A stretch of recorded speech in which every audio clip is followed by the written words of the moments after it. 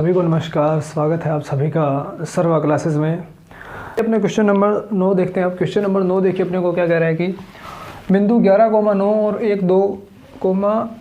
11,9 व 1,2 को मिलाने वाले रेखाखंड को समत्रिभाजित करने वाले, मेन बिंदु क्या है, समत्रिभाजित, कि समत्रिभाजित करने वाले बिंदुओं के क्या अपने को निर्देशांक लिखने हैं। पहले क्वेश्चन समझिए कि 1-2 पॉइंट होते हैं अपने पास हर क्वेश्चन में।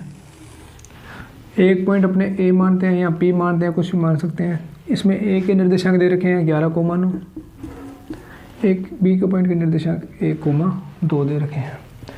कि ये 2 पॉइंट दे रखे हैं बिंदु, यहाँ पर बिंदु नहीं, बिंदुओं लिखिए। बिंदुओं 11,9 व 1,2 को मिलाने वाले रेखाखंड को समत्रिभाजित, देखिए समत्रिभाजित का अर्थ क्या है कि समान 3 भागों में विभाजित कर रहे हैं। समान 3 भागों में विभाजित कर रहे हैं। देखिए एक पॉइंट तो ये होगा, एक ये पॉइंट हो जाएगा। 1, 2, 3 भाग मान लीजिए समान भाग है कि ये 3 भाग समान है, तो इसको विभाजित करने वाले पॉइंट कितने होंगे, 2। तो एक भाग तो ये हो गया, एक भाग ये हो गया, एक भाग ये हो गया, 3 भाग हो गए। तो सम अर्थात समान, त्रि यानी 3, भाजित यानी बांट रहे हैं, समान 3 भागों में बांट रहे हैं। तो ये 2 पॉइंट होंगे। इनको अपने सी पॉइंट मान लीजिए, एक को मान लीजिए डी पॉइंट। अपने को इन बिंदुओं के निर्देशांक ज्ञात करने हैं। देखिए इसके अंदर अपने को इस पॉइंट के निर्देशांक अपने x1 और y1 मानते हैं, इसके निर्देशांक अपने x2 y2 मानते हैं। इतना तो अपने को पीछे के क्वेश्चंस में कर रहे थे।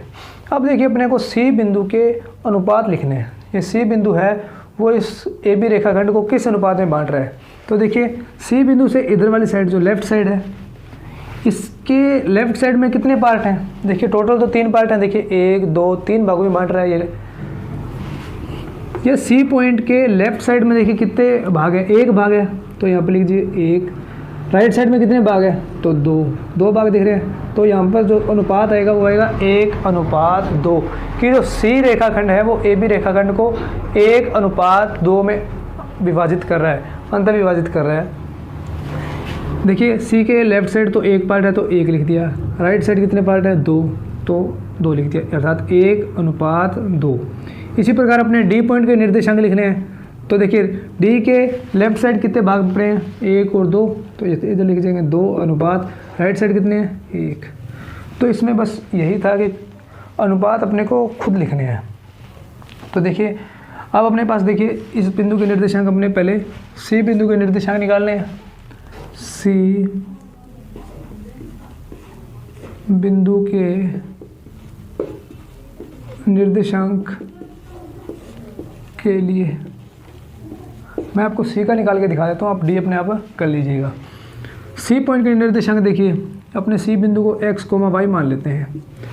वही अंतर विभाजन में क्या होता है, x बराबर क्या होता है, m1 x2 plus m2 x1 upon में m1 प्लस m2, यही होता है। x अपने को ज्ञात करना है, m1 कितना है, सी पॉइंट के लिए देखिए m1 अनुपात m2 ये होगा, डी पॉइंट के लिए m1 रेशियो m2 ये होगा। तो सी पॉइंट के लिए देखिए मैं यहाँ पे लिख देता हूँ, m1 अनुपात m2 कितना होगा, 1:2। ए पॉइंट के निर्देशांक कितने हैं, 1,9, बी के कितने हैं, 1,2, सॉरी 11 है।